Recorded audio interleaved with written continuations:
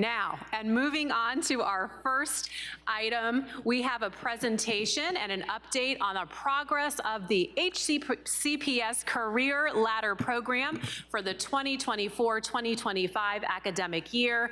I know that as we've had budget conversations over the past years, you all have continued to support and invest in this tremendous program, and wanted to provide you an update of where we've been and where we're headed. Dr. Hughes and Dr. Weston.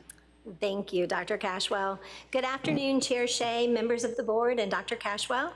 As Dr. Cashwell said, my name is Leslie Hughes, Chief Learning Officer for Henrico County Public Schools, and I'm joined today by Dr. Tracy Weston, Director of Professional Learning and Leadership.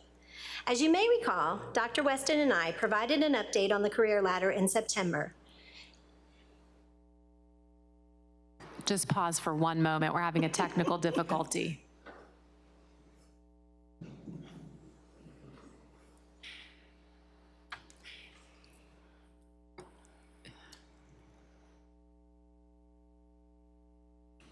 Okay. Okay, we're going to continue the presentation. I just want to make sure it's showing for our live stream, and we also have a version behind us and in board docs, and we'll get those side monitors up shortly.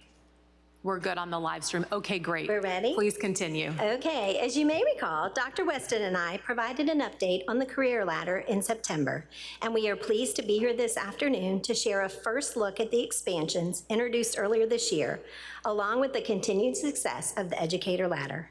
To fully illustrate the impact of this work, we will conclude this brief overview with a video featuring the perspectives of Career Ladder participants and HCPSU team members who lead adult learning each week. This highlight will showcase their experiences and the influential role the Career Ladder plays in professional growth. As we begin, it's always important to highlight that the Career Ladder aligns directly with the division's strategic plan, Destination 2025, and based on participant feedback, continues to positively impact the strategic goal of recruiting, retaining, and rewarding high-quality employees. In the summer of 2022, Henrico launched the inaugural Career Ladder, the Educator Ladder, offering the first micro-credential classes. The first two specializations soon followed in January 2023, and staying on track with the planned timeline, the first expansion introduced two additional career ladders, the Classified Employee Ladder in the fall of 2024, and the School Leader Ladder in January 2025. Before diving into updates on the Educator and the Leader Ladders, we're excited to share a first glance at the Classified Ladder. In just 4 months, 567 unique participants have completed at least one professional learning course, with many engaging in multiple sessions. Departments across the district have joined together to provide impactful and relevant learning opportunities for our classified team. Up to 33 sessions are available each semester, and to date, more than 5,035 hours of professional learning have been completed. Courses consistently fill each month upon release, and new offerings are continually added to ensure continued growth, interest, and development. Expanding on these learning opportunities, sessions have covered a wide range of topics designed to support and empower our classified team. These include safety protocols, strategies for creating world-class communication, de-escalation techniques, technology efficiency, trauma-informed practices, and knowing yourself to better interact with others through the Myers-Briggs personality assessments. Additionally, book studies such as Eat That Frog have provided practical strategies for improving productivity and time management. This session encourages participants to tackle their most challenging tasks first, based on the idea that if you start each day by eating a live frog, your most difficult or important task, everything else will feel easier. What we've heard, as we reflect on the initial launch of our Classified Ladder, the response has been overwhelmingly positive. When participants were asked, how valuable was this session to you professionally, the average rating for all sessions combined was an impressive 4.89 out of 5. Beyond the numbers, the comments tell a richer story. Participants shared sentiments like, I stepped out of my comfort zone today. I felt like I could take on the world. I now know where I need to grow and where I excel. This level of engagement and reflection highlights the impact of the classified ladder is already having. It's clear that participants are not only finding value in the experience, but also gaining confidence and clarity in their professional growth. This makes a strong start for the program's rollout, and we look forward to sharing additional insights, including participant feedback in future meetings. Continuing with the successful momentum of the classified ladder, let's shift to the educator and leader ladders, specifically the ongoing success of the micro-credential and specialization programs. As a reminder, micro-credentials are 20 to 30-hour competency-based courses and experiences focused on specific topics, providing personalized and on-demand professional learning. Specializations are rigorous 32-week, 99-plus hour cohort-based programs designed and taught by Henrico staff. The program mirrors the rigor of a graduate course while being tailored to HCS practices. Currently, there are 5 specializations, 4 designed specifically for the educator ladder and 1 for the newly launched leader ladder. Like the broader micro-credential program, specializations continue to be remarkably successful. January 2025 marked the launch of our 3rd specialization cohort and the first leader ladder cohort. Participation has grown significantly from 48 in year 1 to 176 in year 3. To date, 126 staff members have completed at least 1 specialization, collectively earning over 13,000 hours of professional learning and each earning a 4.8% salary advancement. Together, specializations and micro-credentials have contributed to more than 60,000 hours of voluntary professional learning. This collective effort benefits not only participants and facilitators, but also extends beyond the courses. Its impact is evident in team meetings, professional networks, and most importantly, in our classrooms, where students experience the benefits every day. Beyond completing courses, the Career Ladder creates pathways for educators to grow as leaders, reinforcing our belief that we learn best from one another.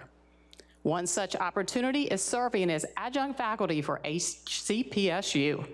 Upon successfully completing a specialization, participants may apply to join the adjunct faculty team and teach a specialization course, providing an additional avenue for professional growth and compensation. Currently, 50% of adjunct faculty members are specialization graduates, and we remain committed to strengthening this leadership pipeline by prioritizing program graduates for available positions. Now, let's experience the Career Ladder in action by stepping into a Tuesday evening at HCPSU, also known as Tucker High School, where specialization participants are actively engaged in learning and collaboration. This year's cohort 3, and it's been incredible already. We've got over 170 educators walking into Tucker, and so we've added in a new specialization in adult learning that focuses on coaching, mentoring, professional learning, working with teachers. And then we have our first ever specialization on the leader ladder, and it's focusing on how can principals, assistant principals really support instruction in their building from where they are. Think about fostering a culture of belonging, consistent practice of warm demandingness.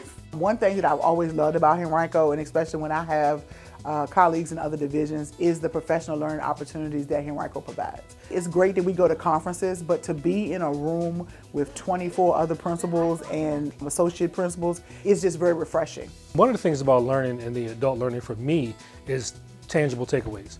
I like to be able to go to class on Tuesday, learn something that I can fully implement on Wednesday morning when I go to work. And that's how it's not a class. It's more on-the-job training. The program focuses on us taking the Henrico Learner Profile, which is the foundation of what we're doing, and using HCPSU and all of those resources to strengthen the academics in our schools. So going to an outside program would be great, but we won't get it the Henrico way and show us just how important it is and learning new strategies of how to implement the HLP to be academically successful. To the survey. This is a good time, as we're talking about all these different populations, to start thinking about. I've been teaching 34 years, and I got more out of this class than any class that I've ever taken in college or at a graduate level, because it was relevant to what I'm doing in my classroom. When we would meet in the cohort, and it was just about getting better as a teacher. And that was something that made me look forward to Tuesday, even though it meant working 3 hours extra or whatever. It was about talking to other people and getting better.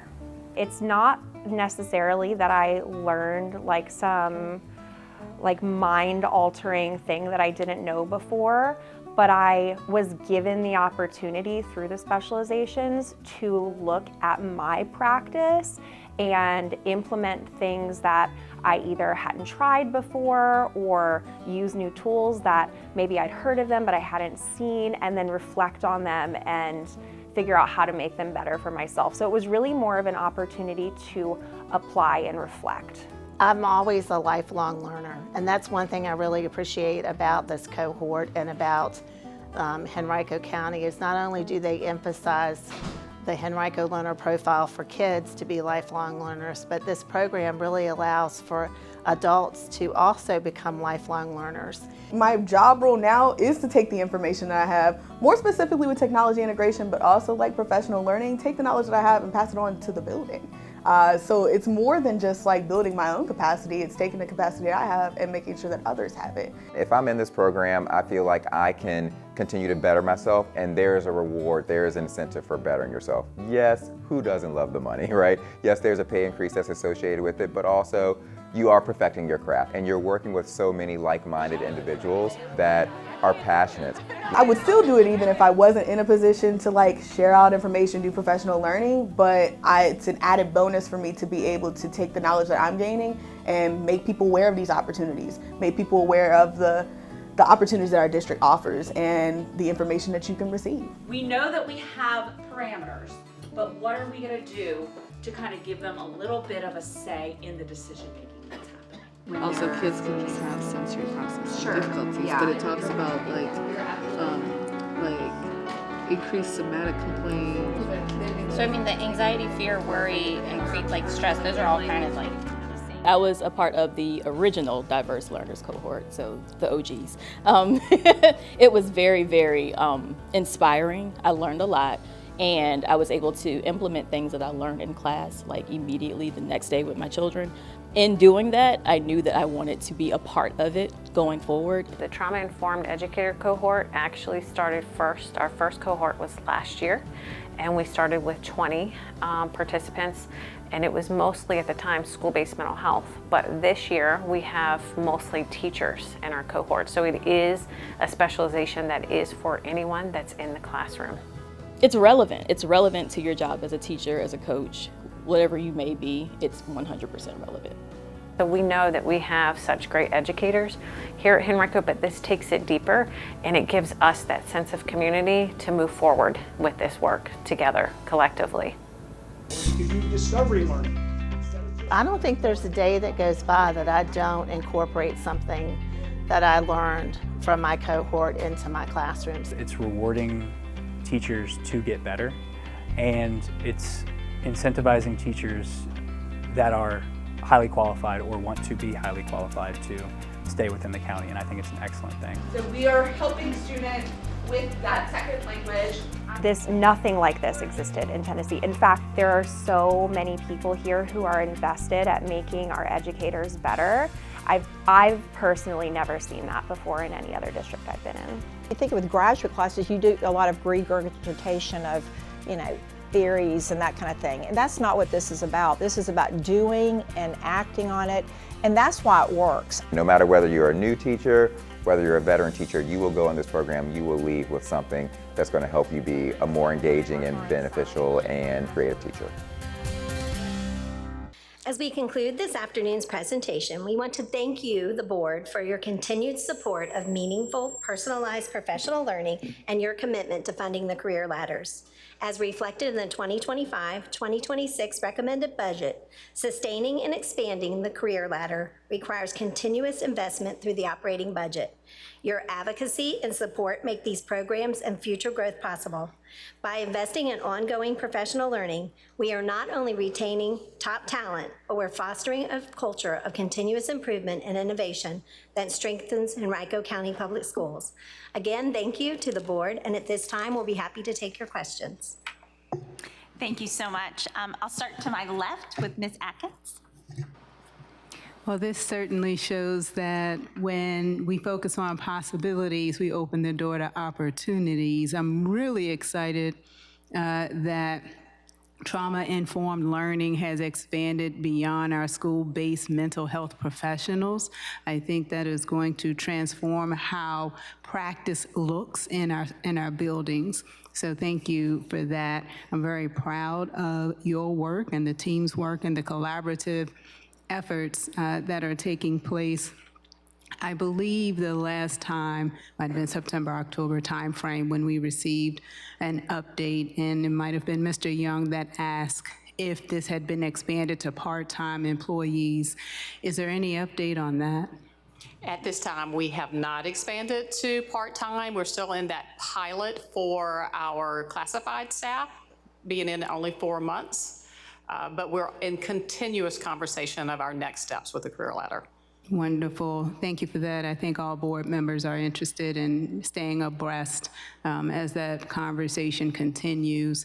I don't have anything, well, actually something else just popped in my thoughts. As school-based counselors continue professional learning, are there any specific specializations that will be added in discussion? So we are in continuous discussion of which new specializations will occur. And right now with the adult learning and the trauma-informed, both would be applicable to our school counselors. And then we will continue to work with Ms. Parker to see what beyond could potentially be added to the ladder. Wonderful. Thank you so much, Chair Shea. Thank you so much. Mr. Young? Got one question, but thank you for the presentation. And thank you, Ms. Atkins, for asking about the part-time employees. Is there any group that's not covered under the classified that may be entering in the future? It's a great question. And yes, we are looking at specifically our facilities team, with the first entry being our custodians and those on like scales. And then the first expansion of the classified ladder only included a portion of our office professionals. So we're looking in that next iteration to also include more of our office professionals. Okay, awesome. And Ms. Atkins also touched on the trauma-informed educator. So I think that's amazing that more of our teachers are getting involved now. So thank you for the presentation. Thank you so much. Mr. Irving? Yeah, thank you so much for this presentation. As a teacher myself, I think this is a wonderful opportunity, and I'm so glad to see so many people taking advantage of it. I did have one question from an employee within the county. As it relates to the micro-credentials, and they said that they themselves have done 3 of these courses and received 3 micro-credentials, so they love the program, but they were curious if we were able to compensate folks for so say they worked a previous job and they had a master's degree, and we always compensate folks who have a master's degree coming into the profession, but they got another master's degree in order to do the job that they want to do now, to become a librarian within the county, and didn't receive compensation for that. I'm curious if we could look at how that relates to the micro-credentials, because getting a whole master's degree is the equivalent of multiple of these courses, and if not, compensation for 2 master's degrees, could it at least be equal to the work that's been done in some of these courses in terms of, future compensation? Please feel free to invite any teacher to reach out to me or members of the professional learning team. We're happy to help. But currently, a second master's degree or endorsement does count as a micro-credential. Oh, it does? It's an external micro-credential, yes. Okay. And there is on HCPSU that any staff member can submit coursework done, and we will review it to see if it meets the guidelines and criteria of a micro-credential from the external. All right, thank you. That's all I have. Thank you all so much. This is really exciting. I know when I first came on the board, we were almost ready to launch, and then COVID, and then there was some additional editing and iteration because we really took time, especially Dr. Baker, really took time to look at what are our staff asking for, right? And really hone that into meaningful PD or PL for our staff. And I think we have seen the abundance of return on that in both satisfaction from our employees that have engaged in the ladder, but then also ultimately in the classroom for our students. And I really loved the video and seeing a lot of our dynamic, outstanding educators from my district, some of my children's teachers in there, and just, it warms my heart knowing how passionate they are in the classroom for them to have the opportunity to engage with other educators that are just as passionate and have those discussions and that growing. And I know that's, as one of the gentlemen on the video, how fulfilling that was personally. And yes, the compensation, as he said, yes, the compensation's always, an extra bonus, but it was really about that personal fulfillment and offering that to our staff to continue to grow, and how that ties into satisfaction of the job. I think y'all have done a really incredible job.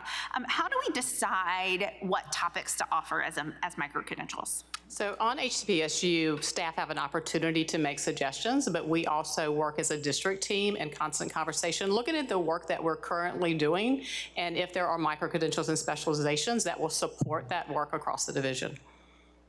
Awesome, thank you. And I really loved as well, like how Mr. Jackson said he can learn something on Tuesday and implement it on Wednesday. And I think that's really important when we talk about meaningful PL, is being able to really connect to what they're doing in the classroom or the office or, whatever it may apply now every day.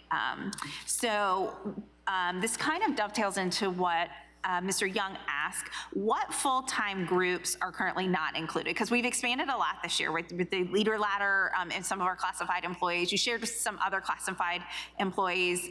Are there any other large swaths or large groups of employees that are missing from this? So we will tackle this one together. There are still members of our classified team that we will need to bring on board, such as our SSOs.